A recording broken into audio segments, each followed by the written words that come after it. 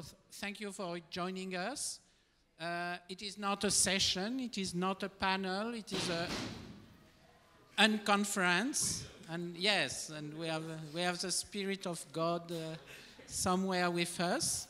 So what is an Unconference? That usually it is a one full day, not just 1 hour and a half. And so we adapted the formula in the sense that first, you get some ideas from very strong speakers, very shortly, some ideas. And after, we define challenges.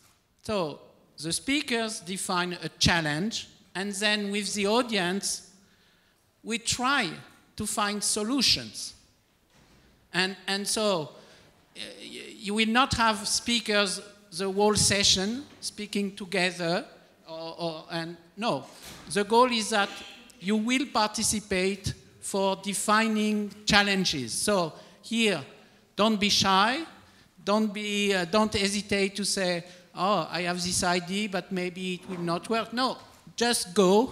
Bonjour, Guy. Hello. Hello, Guy. So we have not only the presence of God, but also the presence of UNESCO. So, media literacy Unconference. So it means that we will have to not to define what is media literacy, but globally we use terms as fake news, misinformation, disinformation.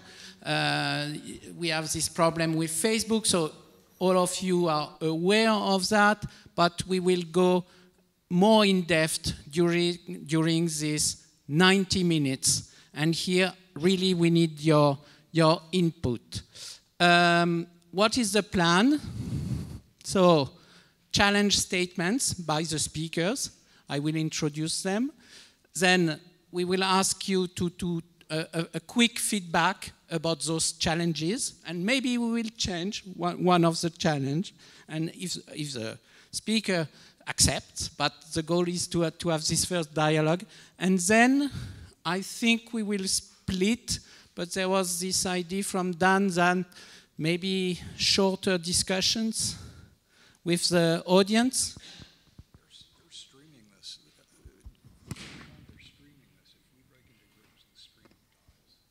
Okay, because of the stream live. So we will have shorter discussions, 4 discussions about the 4 challenges, and then presentation by a reporting, a presentation either by a speaker, either by someone in the audience. So the speakers, I will ask them to present themselves, because I'm sure I will make mistakes if I'm not insisting on one point and not another. So I will start with Barbara, if you can introduce. With this? Okay. Yeah, my name is Barbara. I'm a little bit the outlier here, I guess, because I'm the one person that neither is in journalism or isn't a journalist, but I've been working with journalists for my entire career in communications and PR. A little bit, my grandma always wanted to know what I do, and I said I tell journalists the stories to write. She shortened that to I tell journalists what to write, which is not true. Anyways, and now I'm working in blockchain. And that's why I'm here, but I think we have a short presentation later, so I'll pass it on. My name is Magda Abu-Fadil. I'm Lebanese American. I've been a journalist for 50 years with different international news organizations. I moved into academia at one point, and now I spend more of my time training journalists and working with wonderful organizations such as UNESCO, and with Bertrand and the Ethical Journalism Network. And I'm really big on media literacy, media and information literacy, and helped produce a book on that subject in English and in Arabic. That was a UNESCO project as well. Thank you, Magda. George? Hello, my name is Jorge Brock. I'm a journalist and a consultant and an author. I worked for a long time for the British newspapers The Observer and The Times. And then in 2009, I went to be to direct the journalism school at City University in London. I taught there part-time, and now I'm a visiting professor there, and I blog about journalism.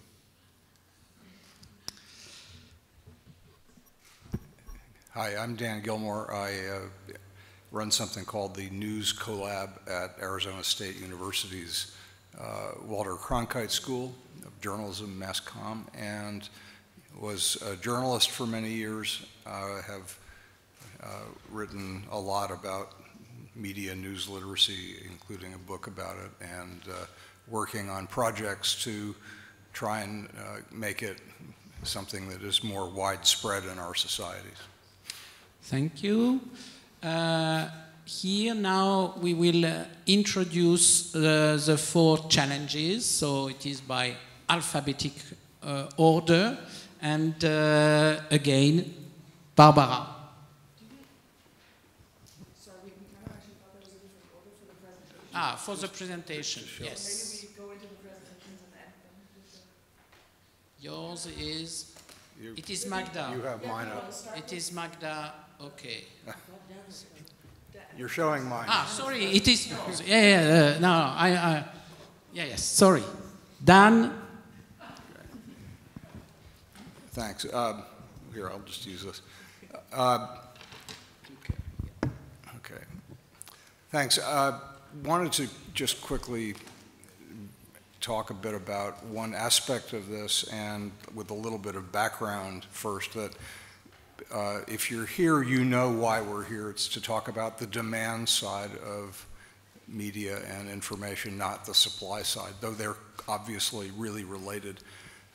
But almost everyone focuses on supply and improving that, and I'm all in favor of that, but I think it's very important that we improve demand, that is, upgrade ourselves in a lot of ways, or we're not going to be able to get any of this right. And that the area that we're talking about is, from my perspective, something we're calling news literacy, but it's not the perfect term. There are really no perfect terms. I'm, by the way, happy to make this available to anybody who wants it. But to use critical thinking, which is at the heart of what we're discussing, and to help us figure out what we can trust in the right way for the right reasons, and that we're using it in a combination of things, including consuming, creating, sharing, and that if we do that, we should do it with some integrity. That's my definition of news literacy, and how we do it, that's, I hope, how we get there. And who should be doing it? Well, I have 3 major suggestions on that. Obviously, schools and libraries are key to bringing this to people. It doesn't happen much. It's taught in some schools in some countries more than others, but it's not something that's generally done in schools, and I think we would be well to try and put it into as many schools as possible. Who else could do it? Well, the media themselves should make this part of their mission, and that has not happened. If journalists had made helping their audiences become fully literate and able to understand how journalism works, how media work, how to sort out information, if they had started on that, if we had started on that, because I was in that business 30, 40, 50 years ago, I think we'd have less of a problem than we do today. We didn't do it. Not too late to start. One of the projects I'm working on is working with newsrooms to help do that. But there's another party now in the social media world, and of course that's the big tech platforms. And we really need their help, and that's what I wanted to address here, because I want to get what this, I think, vital thing in news literacy to scale. That's widespread use throughout society at every level, starting young and going on throughout our lifetimes, and scale would require the help of the platforms. So far, they haven't done a lot. This is the beginning for them, I think, of a real test, if they're going to help us do it or not. Facebook has made some interesting things, and I should say by disclosure that they're one of the funders of the projects that we're working on with newsrooms, and we really need to get much further with the platforms than we have. And what I'm suggesting to them is that they need to change the products themselves, not just help out people who are working in news literacy, but to actually go in and do some of this themselves. I'm asking a great deal when I ask that, and I recognize that it's a hard thing to get them to do, but I'm going to keep trying on it. So what do I want them to do, and this is what I'm going to ask you to help me think through of the things we should be asking. But I want them fundamentally to help the users manage their own experience online, and they keep saying that they don't want to decide what the truth is. They don't want to be in that position. And I'm afraid they're going to be in that position because governments are going to make them at some point, and in Germany, as an example, that's what's happening. But they have a way to avoid that, I think, and that's by helping us decide what's true, by being able to better use the platforms that they provide, Facebook, Google, Twitter in particular, but add all the other ones. So here are some things I've been asking for and trying to get platforms to get involved on the product side in giving us tools as users to do these things. And these are some examples of what I hope they'll do. Let us make decisions about how the experience will work and how our news feeds, et cetera, will work by giving us tools. But beyond that, beyond these are some examples. I'm really looking for ideas for others. Beyond that, I want them to put what are called APIs, Application Programming Interface. It means basically a way for other people to plug in software. In this case, not software like the Cambridge Analytica stuff that was pulling out our information to abuse it, but application software that will help us to individually and in communities to manage our own experience and feeds online. I think they can do one without having it abused. They have to be careful on that. But these are things I'd like to see them do. So that's my challenge, is what do we want them specifically to do? And I hope that folks will think about, what should we be asking them? Because I do have, and people I know have a lot of access to the people at these companies, and I think it's worth a try. So that's my piece of it. Thank you, Dan. Magda? Yeah. Do I point it here or there because it's far? Yes, yes. No, the pointer. Add the screen. Yes, yes. Okay, fine. All right. That's your... Oh, there. Voila. All right, so I'd like to discuss media and information literacy and some strategies to prevent disinformation. We're trying to stay away from the word fake news. And I've had the pleasure of working on a semester-long course on disinformation in conjunction with UNESCO, again, because I think it needs to be incorporated in university curricula, journalism university curricula. So let's take a look at some of these. Voila. One of the problems we have is that we're talking about disinformation and adults, and they're producing a lot of the disinformation that we're seeing in the media. But we have to start from a very young age. And my argument is we have to start with kids, children, and then students, university students, and adults, and the media themselves. Because children imitate adults and some of their bad behaviors, and we see that all the time. and it comes from media, from games, from all sorts of different sources. Fear of the other. This is what we're going through right now, this xenophobia that we're seeing all around us. But we can turn it around. We can turn it into curiosity about the other, respect for the other, empathy towards the other, but it takes hard work, and this is where media and information literacy come in. They're learned behaviors. No one is born hating someone else. I mean, it doesn't make sense. These are learned behaviors through contact with people who hate, who spread hate and fear, and we've got to work on that. So ignorance is not bliss. So it's the job of media and policymakers and educators and civil society, ordinary citizens, okay, who can turn this information into knowledge and positive outcomes.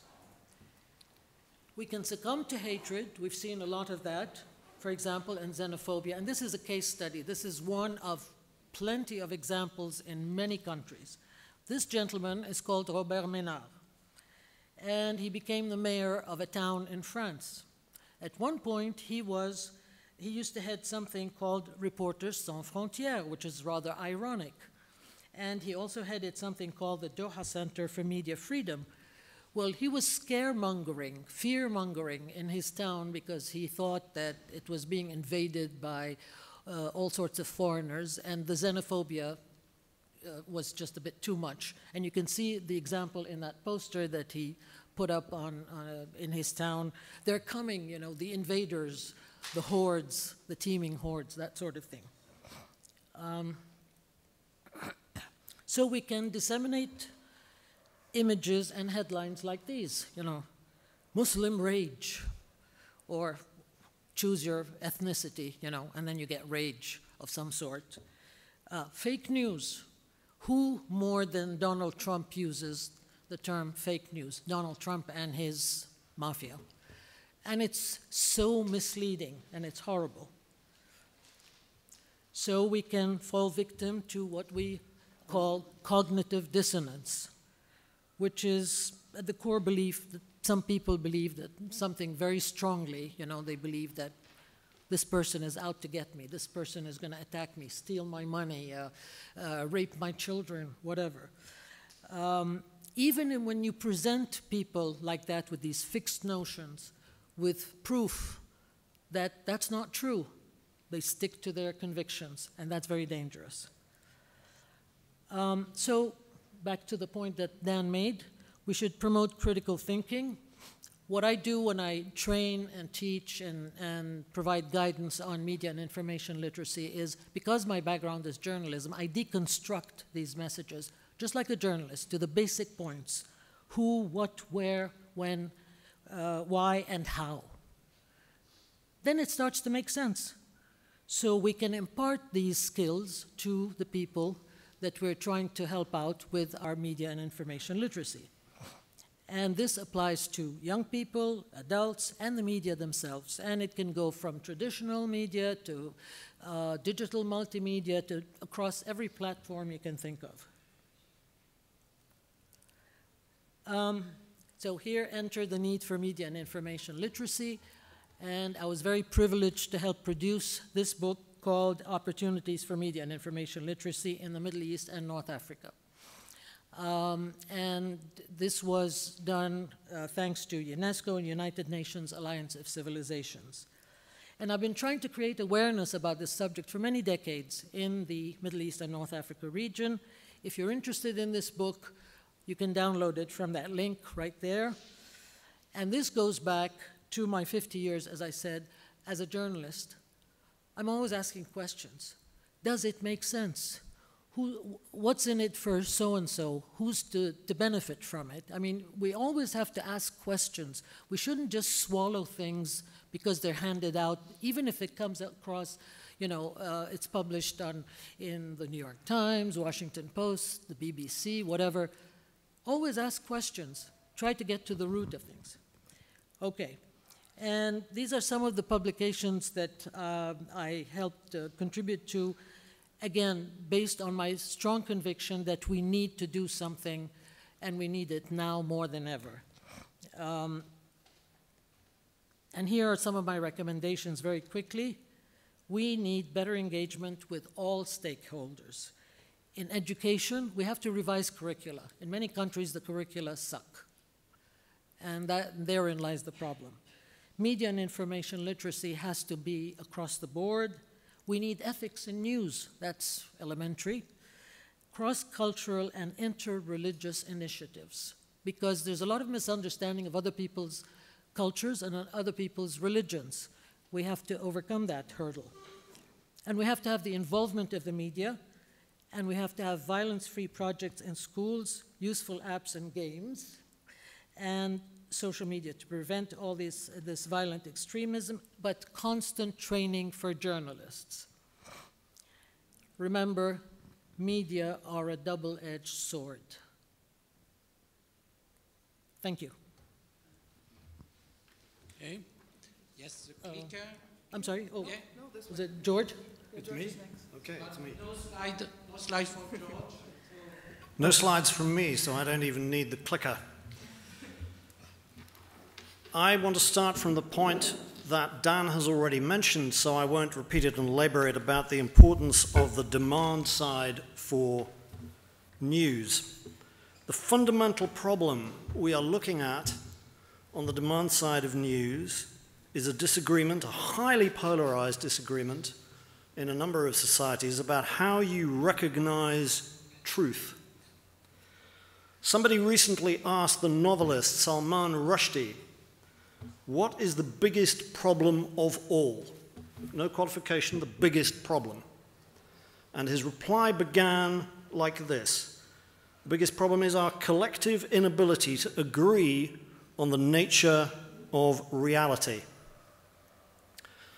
Now, human societies have been here before. There was a big argument leading up to the 18th century about whether you got the truth from the church or the monarch, or whether you were entitled to reason it out for yourself. Roughly speaking, resolved broadly in favor of the latter in the Enlightenment. But given that this is the basic underlying problem here, what I'd like to persuade you of is that this is not a problem that can only be dealt with by journalists and journalism. It's a problem for journalism, no question, for the reasons you've just been so eloquent, had described to you by both Magda and Dan. But I really don't think that it is only about journalism. I find very interesting to read an American commentator on this subject called Dana Boyd, who I'm sure Dan knows, and she wrote this, or she said this just the other day. There's a widespread sentiment that we can fact-check and moderate our way out of this conundrum. This will fail. Don't forget that for many people in this country, she was of course referring to America, both education and the media are seen as the enemy. Two institutions who are trying to have power over how people think. Two institutions that are trying to assert authority over epistemology. So there is not a single solution to the question of how we try to get people to agree about how we make meaning in the world. Let me just give you two examples. The well-known commentator Jeff Jarvis tweeted, I'm almost certain he was in Perugia when he did it, saying the other day, I'm fed up with people saying to the platforms, show me the algorithm. I'm fed up with this, said Jeff, because if we did show you the algorithm, or they showed you the algorithm, you wouldn't know what to do with it. Now, in the short, narrow sense, Jeff's observation is perfectly accurate. But what it points to is that if we want to sort out what platforms are doing to truth, for good or bad, whichever way, we're going to need some new intermediaries. And actually, there are people available to do this, whether Jeff knows it or not. It's a subdivision of computer science. It's often known in the jargon HCI, which stands for human-computer interaction. In other words, they come from the computer science end, but their job is to make computing and the algorithm on which it runs comprehensible, accessible, practical, visible, transparent. That's just one example of where journalists are not doing things. If you watched any of Mark Zuckerberg, this is my second example of other kinds of specialists we need.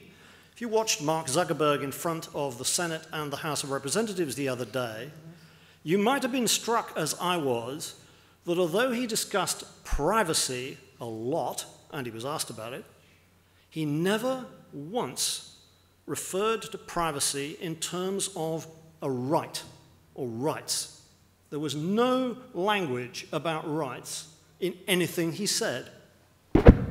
Excuse me. That strikes me as really quite a peculiar way to look at that set of ideas. So actually, while journalists could lecture Zuckerberg endlessly about the tension between, or the debate between, privacy and free speech, actually we might do better with philosophers or even, goodness help us, lawyers, because they're really good at these kinds of things. They think about rights and their collision and their management all the time. My second example of how we need other people. So we should bring in anthropologists, historians, doctors, political communication scientists. But there's another category of people we need, and here is my challenge to this discussion. And I'm going to put it in the form of a slightly politically incorrect question. How do we marshal and create materials, resources, techniques for media literacy which are effective with people who have not been to university? Because the language of reason taught to people who've been to university, and I'm going to guess that's pretty well 100% of this room, is not going to be effective with people who haven't, or it's going to be much less effective. I'm not against, like Dan, I'm not against the fact-checking and so on. It's all absolutely essential activity.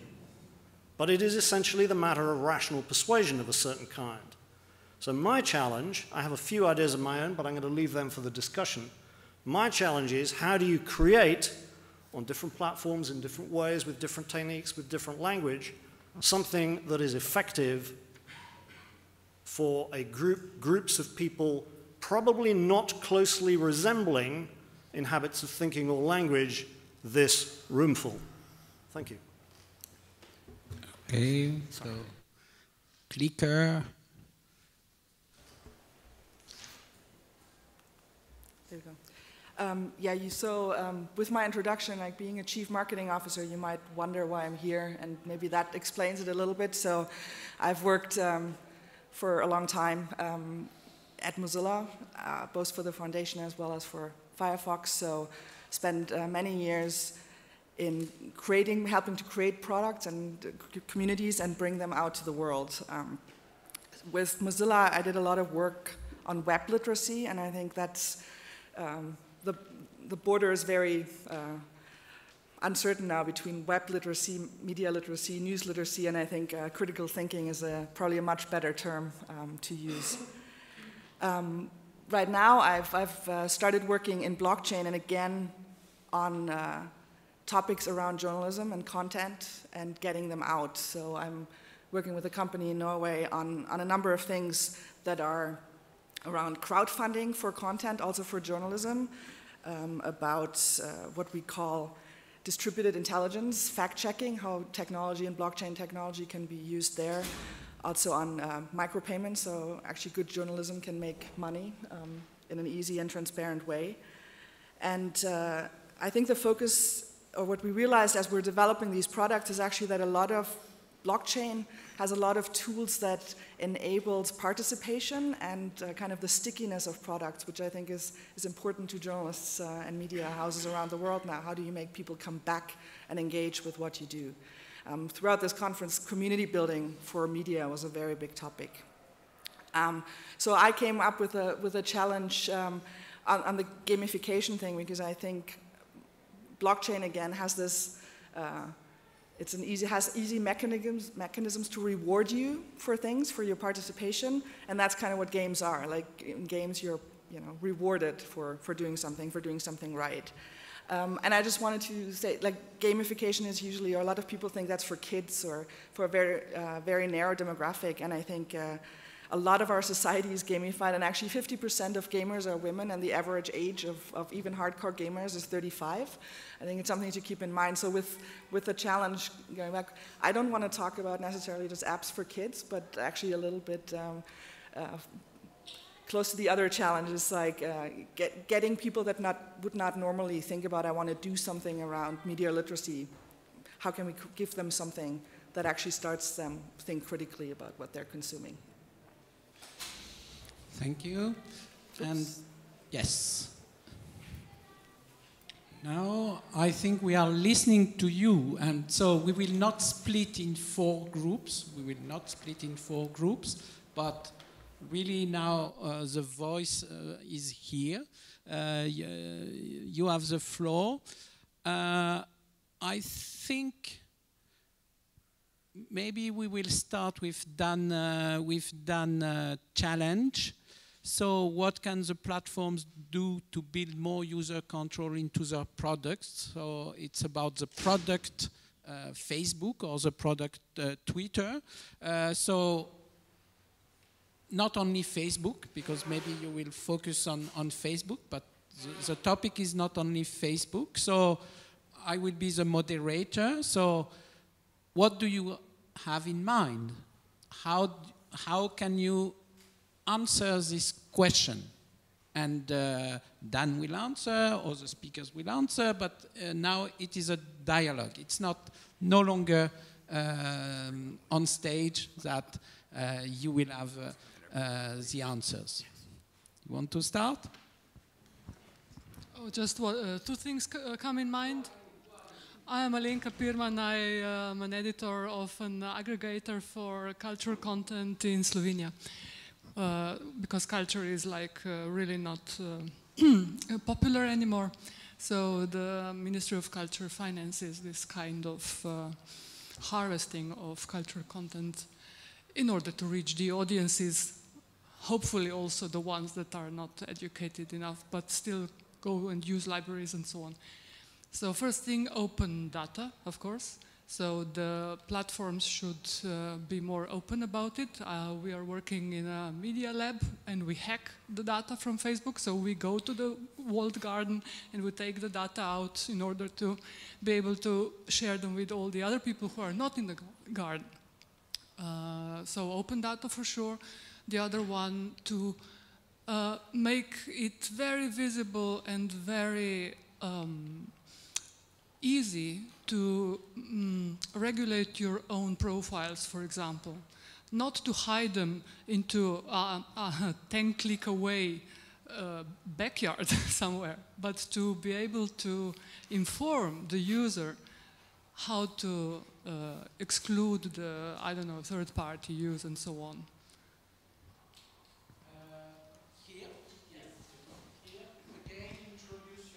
Yeah. Hello, my name is Sausan. I work for an organization called Internews, which is a media development organization, and I work for a program in the North Africa and Middle East region.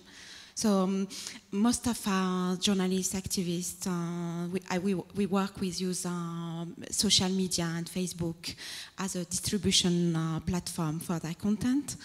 And if I would have a wish list, like how we can take more control, is maybe I don't feel that we have much control currently on what we are offered on social media.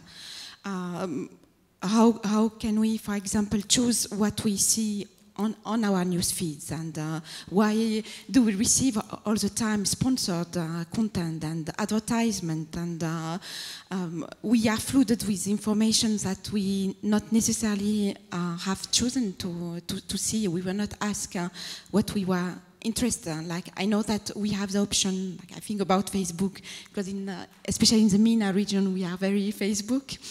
And so we even though like we supposed like to like page and to follow people that we are interested, we flooded with content that we haven't chosen, not necessarily what are interested, and the advertisement also, like while every time like I Google something, I receive like for weeks advertise on a product I've looked for, and yeah, to ask this platform to stop selling our data. It will be like I'm putting the word to right. I'm sorry. And to have some control, because currently I don't feel we have much.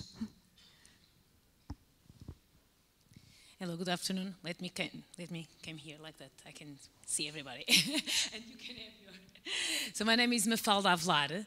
I'm from Portugal, and right now I'm working at Lusa, is our national agency. We have a huge presence in Africa, namely in the Portuguese-speaking countries.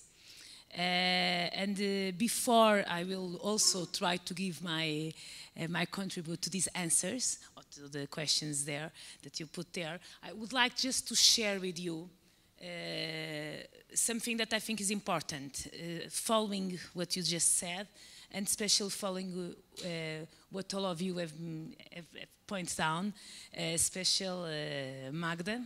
Can I treat you by your name? Okay. Special Magda, that I do believe that we are living two different levels of disinformation. We, in the so-called developed world, are facing which kind of sources we have, what's going on, how the way people use our information, the so-called social media and so on. But half of the world don't have access to this kind of platforms. And we cannot forget them. They will be the next generation and the next people that will start to consume media. And when we speak about literacy of media, I do believe it's important to consider them, not only to consider ourselves, but also to consider that a lot of people don't have access. And if we do not educate people, if they see the examples of nowadays, it's dramatic. And I'm completely agree with your representation. Kids get to know through the example. Actually, I'm a mother of 4 kids, and I know that it's much more important what they see that I'm doing than what I said. And I think that we have to remain and have that in mind. And especially in case of Africa, and let me just share my experience. I've been living in Africa also, in Guinea-Bissau. And of course, I can tell you, people don't use any kind of social media. They use the local journal. We are speaking about other derivative of news. So we have to have that in mind. And we have to be aware that even the journalists of some African countries, and I don't want to say Africa because it happened all over, in Asia and even perhaps in Portugal, in some remote cities or, remote cities in Portugal is not a good thing to say because Portugal is not so big, but remote village. So this is to tell you that we really have a lot of things to do. I'm very optimistic with that, especially because the globe is very big and there are a lot of people that can contribute, if they are going to be educated for that, can contribute positively. And they have something that we don't have. They have one step ahead because they will learn, hopefully, with our heroes. So they can be much more developed, and somehow they can help journalism to be real, trustful, and to be used with good tools. And just to finish, let me share with you an experience that we are having now at Agência Lusa. We have more than 30 years of experience with delegations in Guinea-Bissau, Mozambique, Angola, and so on, all the Portuguese-speaking countries, and also in Asia, in Macau, and in Timor-Leste. And from our experience, what we can notice is not only the population that do not have access to media sometimes, is even the journalists. You don't imagine the amount of requests that we receive from our colleagues in Angola, in Mozambique, and so on, asking, please, do you think you can help us? Can you train us? Can we go? But things, sometimes things that are completely very simple. So it's not only a question of education, of educating people in this region, is to educate journalists. When a journalist is asking for help to another colleague, you know, we really have to, I can see that I already passed my time. So I think this can be another discussion afterwards, but I really want to thank you for being here and to see that all of us, we are worried that, because it's not only a media problem, it's a human being problem.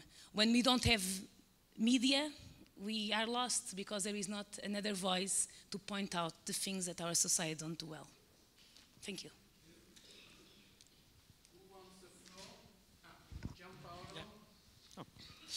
Hi, my name is Gianpaolo Accardo. I run a European media called Vox Europe and also the European Data Journalism Network. Unfortunately, I don't have many ideas on how can we gamify media literacy, although I have children myself with whom we often watch the news together and we comment on the news and the way the news are broadcast. On what can platforms do to build more user control into their products? The idea that came to my mind is that at the moment that you subscribe for the first time to a platform, you might get a warning telling you what you're going to get here is not news only, but some caveats. It might be, okay, we don't use fake news as a term, but some caveats about the quality of what can be found on the platform, and also a series of tick boxes with every type of data that you might be willing to share, with opt-ins and not opt-outs. Very detailed on am I willing to share who is on a picture, if it's a children, am I willing to share it with people I'm not directly in touch with, and so on. But all opt-ins. And regarding resources for media literacy courses, of course, I live in France, so I firmly believe that it's the government's job to do it, and sorry, possibly since school, both in elementary school and also in what's after the elementary, secondary school, with different, of course, different languages and degrees of complexity in the literacy courses. But I guess that a few hours a year would be enough to train children and then also adolescents and pre-adolescents to be aware of the way they should confront with news and how to get critical thinking about news, both the news that are broadcast by legacy media, but also especially by social media. It's something I do myself with my children, but that's of course not enough. I think that the school has a role to play. Also, maybe, sorry, journalist associations, NGOs, and organizations that work with information can, if the school cannot do it, can do it in schools directly, but of course they need public funding at some point. Yeah. Hold on. Can I throw out two questions, if I may? Very interestingly specific idea we've just heard there. A few hours a year, I heard you correctly, yes? Would suffice to warn children about the dangers of misinformation, disinformation, and so on.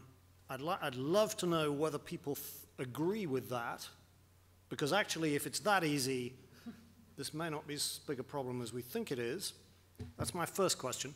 My second question is, there's a lot of stress in this discussion so far about recovering control. I'll take it as read that as far as the platforms go, most of the people in this room would like more control of what they get from the platform, what they can see, what they know about what the platform is doing. My question is this, however. What is the evidence that people in large numbers at scale want that degree of control?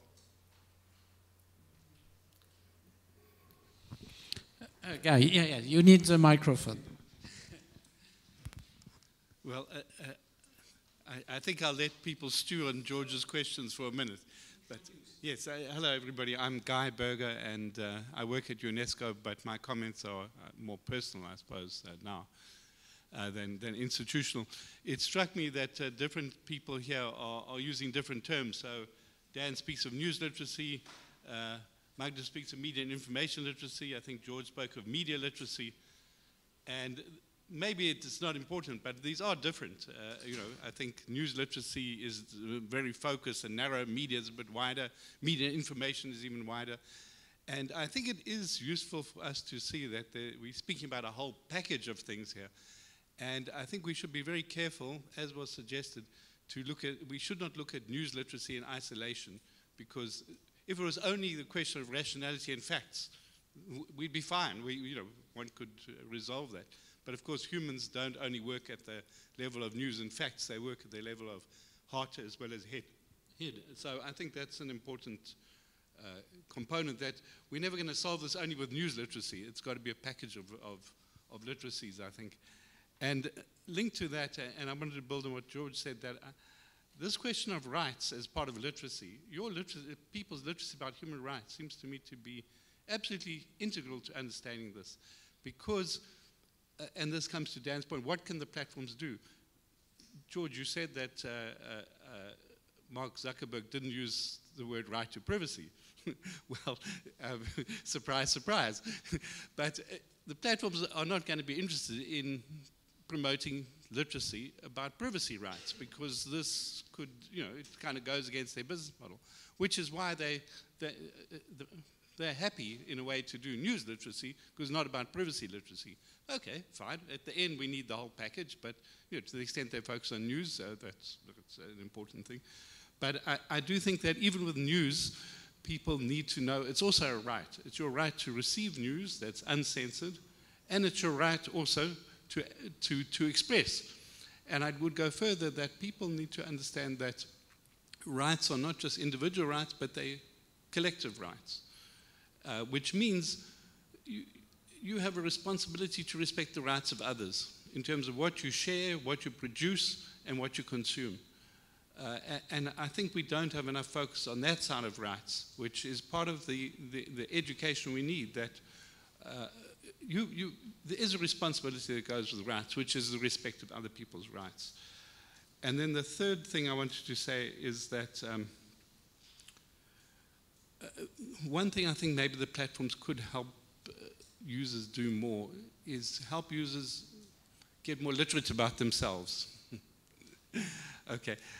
Very practically, it would be interesting for a platform which has got all my data, to bounce back on me and say,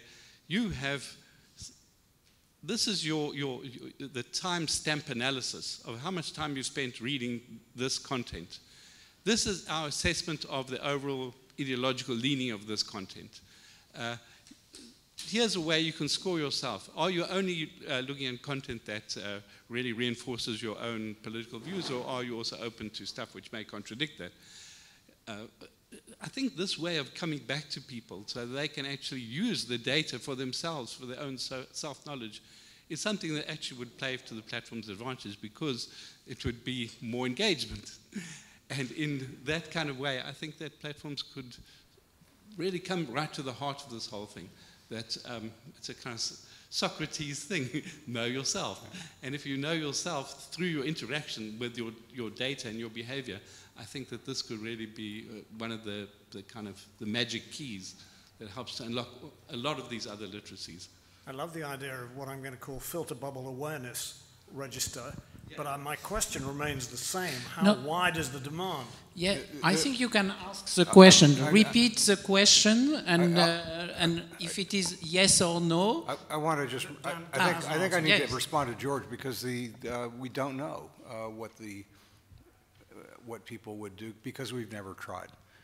The experience in technology so far with software is that the default settings are what people use, the ones that come with whatever it is, that's what people do. But there's never been anything like this stuff before. Actually, people might want to change the default settings, and we've really never given them the ability to do so in an easy way with software and with products that are technologically engaged. So it's an argument that people at the companies, at all of the technology companies have made to me. When I say these things, they say, well, nobody will use it even if we provide it. And my response is, you don't know that. You haven't tried. So let's, George may be right that no one will, that a relative small number of people will use it, but I don't think that's right. Can I just one yeah, yes. I generally agree with everything that security has to be practical, privacy has to be convenient. You always have this slider. Right. But just one example, Mozilla was actually the first one to introduce in the browser geolocation, so that you know where you are. And they actually introduced it, Mozilla Firefox introduced it with you had to give your consent. Very easy, do you want this system to know where you are? And by setting that standard, it's everywhere, like in every product, you now have this, you ask if you give your consent to sharing your location. And so sometimes if we can break something down to this very simple and then go set an example, I think, then it can be in the default and it can be very easy, but I think it gets more complicated, but there are some examples where leading by example works. Well, on privacy, the way to have good privacy is make everything opt-in. And nothing is, and of course that's not what they do. Anyway. Could you repeat your two questions and we will raise hands. If the answers are yes or no, or for your two questions? I can't even remember. Well, one of my questions was about whether or not people thought they wanted control. I'm genuinely asking the question openly. I'm just not sure. And Dan has underlined the point that we don't really know. These platforms built everything on the wrong set of assumptions. That's not impossible. They copy each other instantaneously because of nervousness about the market. I can't remember what my other question was, Bertrand. Can anybody remember what my second question was? It was clear in my head at the time. Do really people want to have control? It was no, that was the question. What was the other one? Doesn't matter. Before the end of the day, you'll we need to move to the second. I think because we are in time, almost in time, and to the second, I think it will be logical after Dan challenge, because there was this discussion about who wants the control and how we can control. So to move to the second one, so to George, about people not privacy literate, media literate, news literate, so people who are not university graduates. So I think we had a kind of introduction with LUSA and what happens in Africa and in emerging countries. So I think it is a normal transition, a good transition with the second challenge. So who wants the floor? You? Not on that? Not on that. Okay. How to deal with people not going to school or not young people or just people not graduate. So how to deal with this Facebook mentality, Twitter mentality. So let me pose the challenge in a very specific form. There are discussions about inoculations. Inoculations. Vaccination. Sorry, vaccination is a better word. Yeah. We in my country, the United Kingdom, we were extremely lucky a few years ago. Extremely lucky to avoid a major public health disaster when there was a campaign against a vaccination known as MMR. It's given more or less routinely, or was at the time more or less routinely given, but not compulsory, to children. And as this was a campaign organized by a now much discredited doctor to discredit this vaccination, and the vaccination rates fell.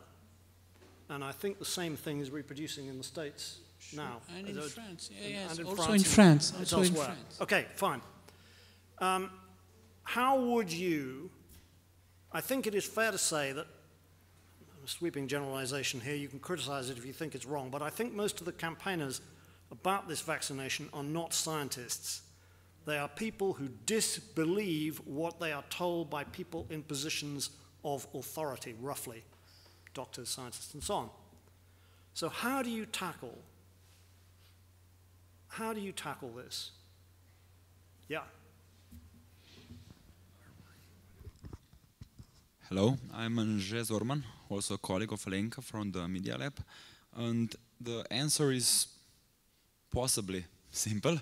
It's to reduce inequality, because I figure that a lot of the public distrust towards authorities and the discourse sort of put out by the state comes from the fact that the sort of social problems that are visible throughout the Western societies and that more or less are in the form of stratification and inequality, they sort of they take away the legitimacy of the authorities, because obviously they are not able to produce a good society. So this is probably their problem of legitimacy probably comes from their inability to create conditions for people to live reasonably safe lives.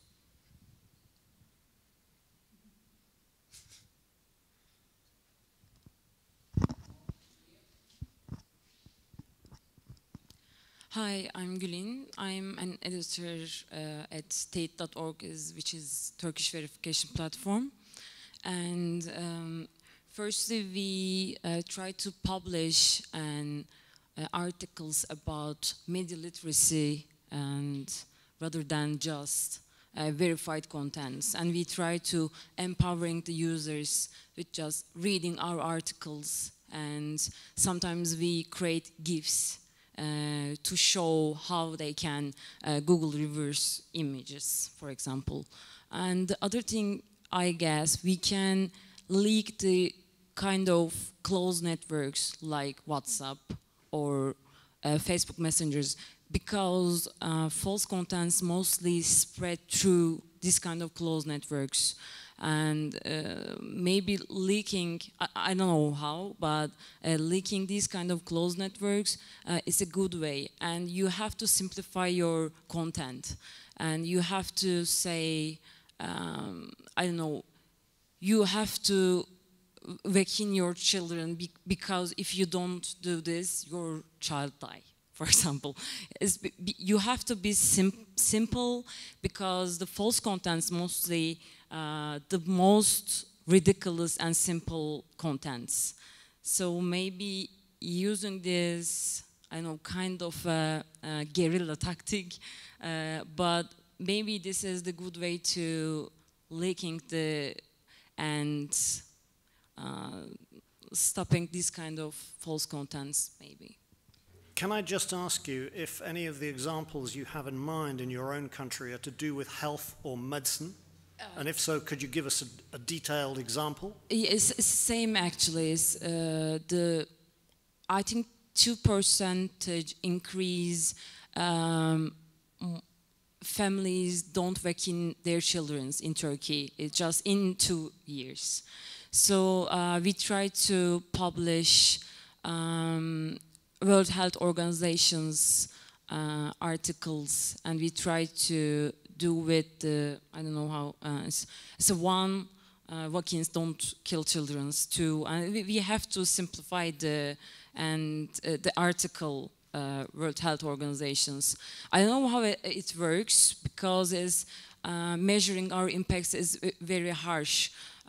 But we tried other things. For example, this is the Pepsi workers injected HIV to Coke, to Pepsi, and don't drink Pepsi, and it's spread all WhatsApp groups, all Facebook messengers, and we try to do writing article about it's not true content and try to spread via WhatsApp, and we wait another person going to send us back these messages, but it won't. It wouldn't happen. So it's, I know we try to find a way to spread the simple contents and try to create the, I know, media literacy this way, but I don't know how it's work. Yeah.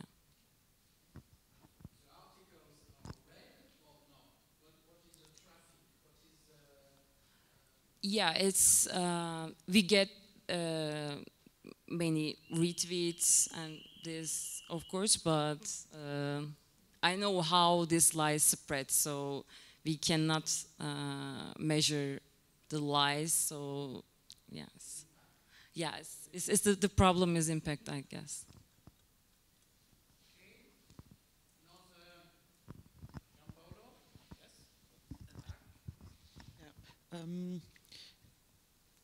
Maybe we should stop giving equal time to real experts and people who are just selling snake oil, as we say, or spreading FN or BS, as you prefer.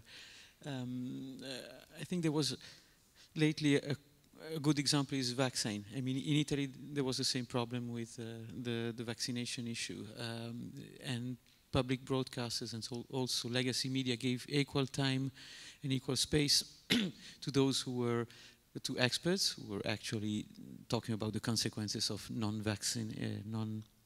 vaccinating children, and to people who were supporting the opposite view.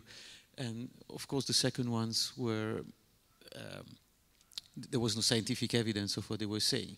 So I know that equal time is one of the pillars of news, but also one of the pillars of information and news is not spreading false information. So there's a big responsibility on the news makers of being expert enough and ethical enough not to give equal time to those who are spreading false information. Also Brexit was another case in which this happened. And also, sorry? To some extent it is, because, okay, I'm a strong pro-European, but let's say in the Brexit debate, if we want to go on that field, the Leavers had arguments that were based on false assumptions, but they didn't, and they also openly said that they were fed up with experts. I mean, how can you build a society without expertise on such sensitive issues like health, or even the politics of a country for the next 20 or 30 years? So here we come to politics, who are purportedly despising experts, and this is bad, because experts are people who have been studying issues for years, and they have expertise and they have knowledge which they are entitled to share with the population, so that the population makes informed choices. And also I think that a way to make people who are not experts or university graduates making informed choices, being very clear on the consequences of the choices. If I subscribe to a certain platform, this will happen to everything that I will post on that platform. With a plain language. And this is also something that is contained in the GDPR regulation, which will come into force in the European Union on May 25, if I'm not wrong. Consequences of data sharing must be very clearly exposed, also in a language which is understandable by the majority of people. probably by someone of 13 or 40 years old. And eventually, platforms must be absolutely transparent on the way they will use data, also on the economic side of it. They should tell users, we are going to make money out of your data, and possibly how much.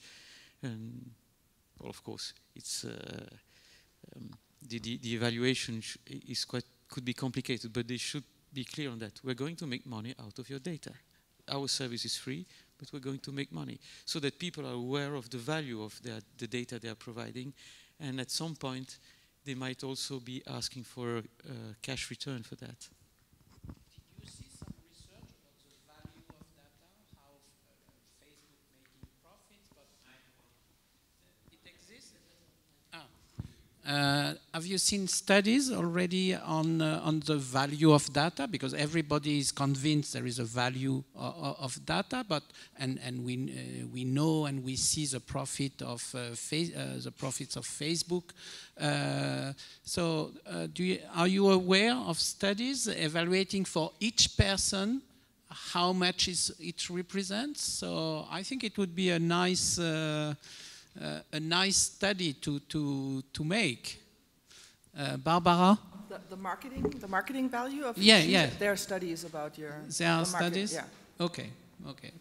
So we need to move to the third, and we will finish with the gamification, I think. And so, Magda, you said, and you insisted on the Lebanese case, saying, okay, we can discuss about media literacy, we can find the good way to present and to introduce this issue, but who will pay, who wants to pay? And you said that in the school system in Lebanon, there is a strong difference between the public system and the private system. So if you can elaborate on that and make the transition with this topic, who will pay or who wants to pay?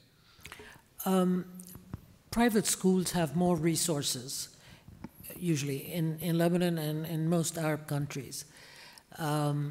In the public school system, teachers are woefully underpaid and have no incentive to get into something like media and information literacy. It takes too much time.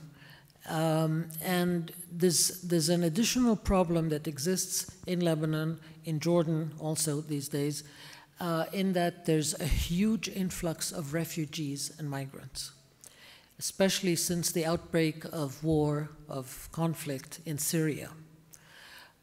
If we go a bit further back in history, there was an influx of Palestinians from 1948, and then there were Iraqis when the US invaded Iraq, and we got some Iraqis in Lebanon. All of that has added pressure to the educational system. So media literacy takes a back seat to everything else, your basic language and mathematics and science and whatever else.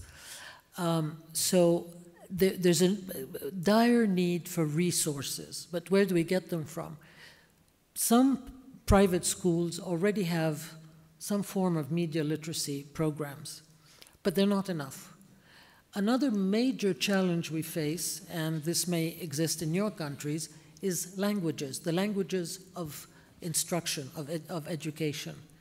The official language in Lebanon is Arabic, but most people are bilingual or trilingual because they're also taught in French and in English. Lebanon is considered a francophone country. However, there's also Armenian, because the largest minority in the country is Armenian. So if we're going to introduce something like media literacy in a country of initially about 4 million, give or take, added to which is at least 2 million refugees, how do we face that challenge of providing media literacy across the board in public and private schools and in 4 languages? If you have a solution, I'd be most grateful. Yes?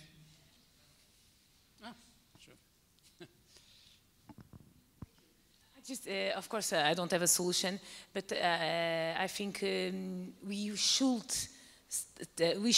think about a solution that in somehow is appealing, is sexy, you know, and people have to have an incentive to be part. All of us, we like to be part of something. It's because of that Facebook worked so well and blah, blah, blah, blah, blah. We like to be part of a solution. So I believe the solution has to pass through the incorporation of everybody into a solution and to turn it in somehow in a creative way, sexy, appealing, which means people have to have an incentive to be part of this group. And this is, for me, when we will find the solution, it has to pass through that. Otherwise, we are all very selfish. And another way I give you the floor, do you think the platforms have to pay or not? Because media literacy is not how to read New York Times. It's not how to read Le Monde, how to read Annar in Lebanon. It's just media literacy becomes how to use your Facebook feed, how to use your Twitter feed. So there is a kind of absorption of media literacy by platforms. So do you consider they have to pay one way or another? Not going to school, because we will not have a Facebook course about media literacy. But do you think, why not?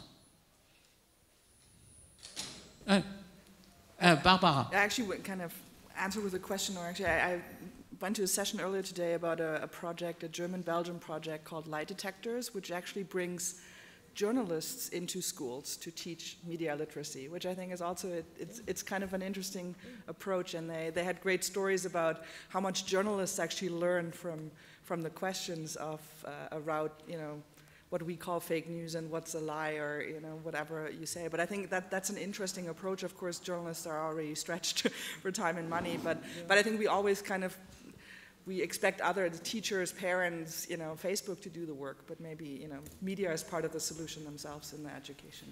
If I may add to that, that's why that was one of my recommendations in my presentation. We have to have buy-in from the media. We have to have involvement of the media, to have the media help in schools and universities, and to have kids go to media and see how news is created. And from a very young age, introduce them to the news-making operation, so that they're aware, so that they can deconstruct these messages once they go home and start thinking, oh yeah, well, you know, maybe I've got to think of it this way and not that way. I was interested in, Gianpaolo, what you said about France and the system there, and it's part of the school system. It's media literacy, is the government pays for it? What did you say? Not yet. Oh, you wish it does? Okay, all right. I wouldn't trust anyone else. I'm sorry? I wouldn't trust anyone else, because it would be bad. One way. Oh. She has something. She has something to say. What? No. I wouldn't trust anyone else, because it might be biased. I mean, the government has to set up this, and then journalistic organization can go on the field. But I wouldn't trust anyone else but the government to set it up as a school program, compulsory for every school. So you trust the government to do that? Give her the mic. I trust the government to set up a school program which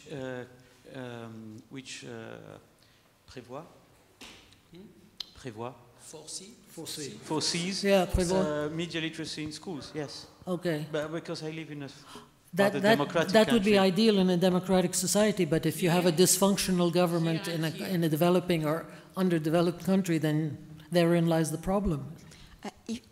If I may, I think we are discussing media literacy in a too old-fashioned, traditional way. Okay, go ahead. We are talking, I'm not saying that teaching media literacy in a classroom with a teacher is bad. and it's necessary, and we have to teach all along our education people to question what they are being told in the media. That's great. But I think that we should go further, and media literacy for me is critical thinking, is being skeptical about what we present you as a truth, question it, and have your own judgment and common sense. And I think today with the internet, the technology is going much faster than us. And online there are so much resource available, media literacy, books, articles on it, and I think we should work more on changing the mindset of people, that internet can be a force for good, that can empower us, that we can get knowledge and skills online, and there are plenty of good stuff online, and working on mindset. Like before it was TV, like we can use TV to watch documentary and other people can use it to watch porn. It's about people, what they want to do with it, and making them get that we are not, I feel in that stage that internet, your mobile phone can be a great force for your own empowerment and good if you know how to use it. If I may follow up on what you just said very briefly, yes. I fully agree with you, and that's what I've been doing in all the training and the courses we do. It's not just traditional media, it's just about everything. And don't forget, the next topic is how can we gamify media literacy? So I think you make a transition. But first, we have... Can I just add, agreeing, sorry. Yeah, yeah.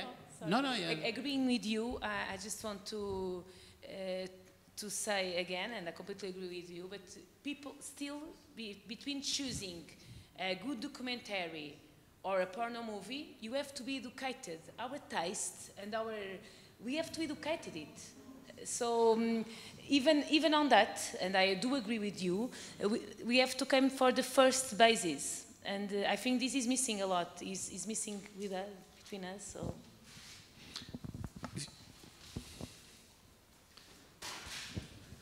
My name's Andy. I'm a media researcher from Austria, living in Spain, having worked as a journalist for almost 20 years before. And by then, especially, so from the late 70s, we had that discussion in the Central European educational debate about media literacy, media education, and we were very much involved in how to bring the topic a bit forward, how to integrate it in school. And one message, one learning for me the last 40 years was it's of course about money and about possibilities of educational systems and states, but it's not only about that, because if it would be like this, in Austria we would have a status of media literacy, a quality of media literacy which is enormously high. In fact, it is not, because per capita we have the second highest financiation for education in the OECD states. But if I ask an Austrian teacher who is the owner of the largest newspaper in the country, so the percentage will be between 5 and 10, who will identify interests and stakeholders in the media game, in our media landscape. So that's got nothing to do with money, that's got something to do with interest. And in the public school system, we have it like since the 70s as an integrative thing, media literacy and media education. Since 40 years we have it, interdisciplinary, which means it doesn't take place nowhere because no teacher is responsible for that. So I can hear that in debates in many countries. I'm living in Spain too, do that there also. With less money, there's more media literacy on the university level. Another point because of that, which was addressed, I wouldn't say that's so much a question. Of course, it helps if you are well educated, but that's not the key point. I think we can bring forward media literacy in so many places if there's a real interest in that, a public political interest in that, which is usually enable the people to be producers. So I think the highest level of media literacy we always found when there were kind of projects where people were producers, be it pupils, be it a group of youth here and there, and I think that has not changed with, basically the idea I think has not changed with digital developments, it was the thing that has changed. It's much easier now, in theory, because producing a newspaper with school groups producing videos and with interpretation, what happens with analyzers, that was more complicated 30 years ago. Now with digital media we have more chances. So the active producer, I think that could be one interesting focus, and for that very often we do not need too much money. We need an interest. We have to spread the idea, but that's something some do, and in some countries it works. In a few, in too few maybe, and in others it does not, in spite of having a lot of money. Very good point, Andy. We move to the fourth topic, and I think it's a good conclusion about gamification, because people saying we need to find ways to talk with people, to talk with the youngest generation, for instance. Will you speak about blockchain or not at all? No, I think actually I had an idea. Because you are working for Hubii, which is a blockchain company. So but I think gamification totally... Well, I think it can be anything. Actually, I had the idea when Guy, I think it was, just said, know yourself. I mean, I have wearing this thing that makes me, I should walk more. I walked a lot of stairs here. Like it's Perugia is very good for my ego. But maybe we need something simple like this. Maybe that can be the gamification that shows you what kind of media I consume today. Did I lean very much to one direction or the other? Like having a barometer of that. Like just I think very simple things that just make you aware of what you do. And I think this is gamification of health, right? And I think so. It doesn't always have to be a big thing. I think in very small, simple things that are in your face a lot, that remind you of what you do. I should mention our lab is working on a game now, but it's in the early stages. It's not that one, but there's lots of potential for that. Yeah. Could you elaborate on this game? The people who we're working with have about 5 different ideas, and we've not narrowed it down to which one they're going to actually do. So it would take too long. I want to hear what they say, not what I say.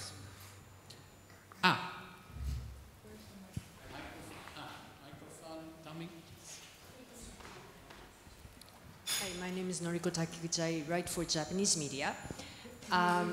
I was so ignorant that until I heard about Cambridge Analytica, I never knew about this paid quiz on the internet. So I think you can use this distributed method to do a quiz about media literacy. Maybe you can compare two big news, real news and fake news, and you can ask people, what does it tell? How can you find one is fake and one is real, or any? Or you can ask, how can you identify the source of this news? And then you can make up a lot of questions. You might want to add cheat sheet as a way of giving them a lesson. And you don't have to pay them if it's a problematic thing, but if you get perfect point, you can either pay like $5, funded by some sort of foundation, or you can get points, and you can accumulate the points to get some Amazon gift card or something. But I thought that was a really interesting distributed method to reach to other people who doesn't want to be educated actually. Yeah, that's actually a lot of things. So blockchain, most people talk about cryptocurrencies, but so blockchain, at the core of it is that you have these tokens that can be smart, so smart money in some sense that can do something. So we actually have a lot of ideas around how engagement like that, maybe for a very smart comment that readers of a publication think is good, you actually get, you get tokens for that, so that next time you can vote something up or you can do something with a story. Just this interaction. So I think quizzes work. I mean, as they're everywhere, always. But maybe we can make them. Take them to the next level, so you actually, with the result, you don't get the Amazon card, but maybe you do something else in the same area that gives you some credibility or status. So we are almost at the end of this panel and conference, so still 5 minutes, 5 to 10 minutes. So who wants the floor? You. And then I will ask the speakers to conclude and to give more insight. Yes, you have the floor. Slovenia. Thank you. Actually, I have a question for anyone in the room. And the thing is that during this festival, we heard a lot about how information and the platforms where this is distributed are being weaponized by bad actors to propagate lies or political propaganda or whatever. And what is there to, how can we think about, setting up tools to improve media literacy without at the same time seeing those tools being utilized by the same people who are obviously a lot better in using the internet and the platforms as propaganda tools?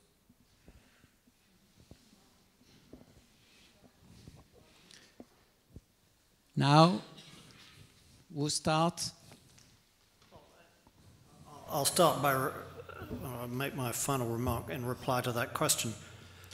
There's a dispute about what happened when Mark Zuckerberg was in Washington last week.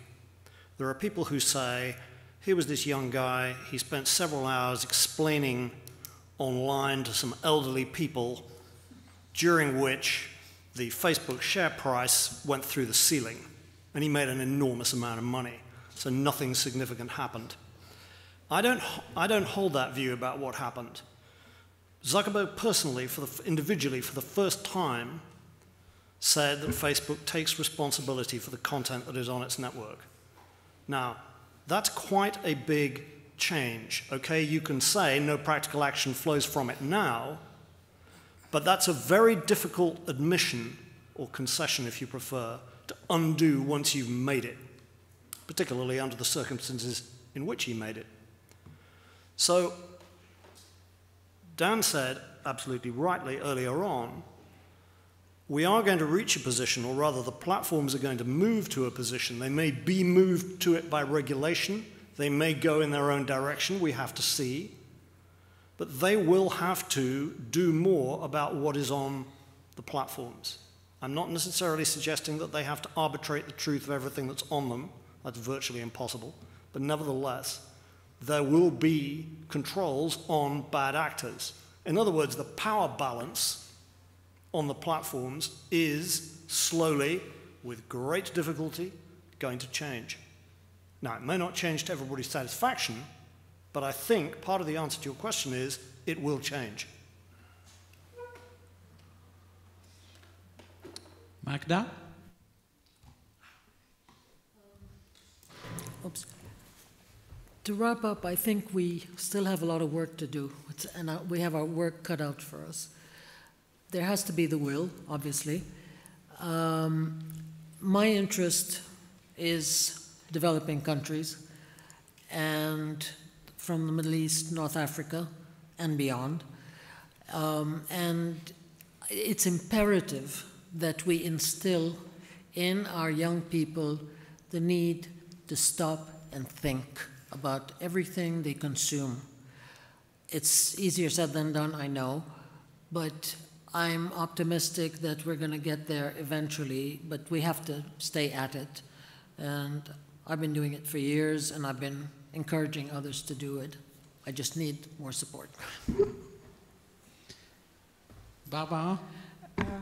Yeah, I think a lot of, this conference actually, this entire conference is kind of, it's ending, right? And this session, I'm still positive. I think there's a lot of good discussion, I saw a lot of good ideas around literacy. So I think it's kind of the don't give up and contribute. I mean, that's the only thing we can do. If we can't leave the field to the bad ones. Super. And conclusion by Dan Gillmor. Okay. Before I conclude, I want to thank the volunteers who don't get enough credit for the work they do. They're amazing people, and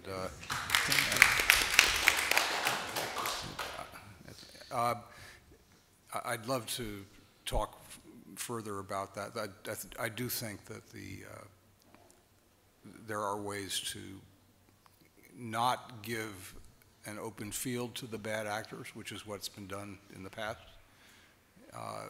It means some responsibility, but the responsibility I want the platforms to take is to help, again, to help the people who use the platforms as at the edges to have the power over what they do. And even if that means some people end up seeing some bad stuff, we live with that, because that happens anyway.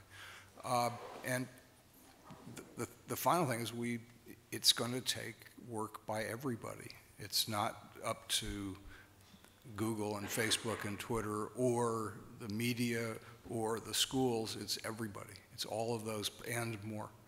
And the attention that's been given to the demand side in the past has been minor. It's been not even a rounding error in financing in any way by any of those parties. They have to care and then do something. And finally, it's taken some decades that we've been digging a hole that we're now deeply inside of. And as the saying goes, the first rule of getting out of the hole is to stop digging. I think we finally stopped digging, and now we have a lot of climbing and building to do. But I refuse to be a pessimist on this. Thank you very much. This is the end of this session. We will have an article on Medium, so on the Global Editors Network Medium staff, Medium platform. So if you want to have more information, you have my email here. So just write to me, and we will provide the synthesis. You have the live streaming anyway. But to watch 90 minutes is not so common. So don't even try. So you will have a synthesis on Medium. Thank you very much, Thank you. A good end for Perugia.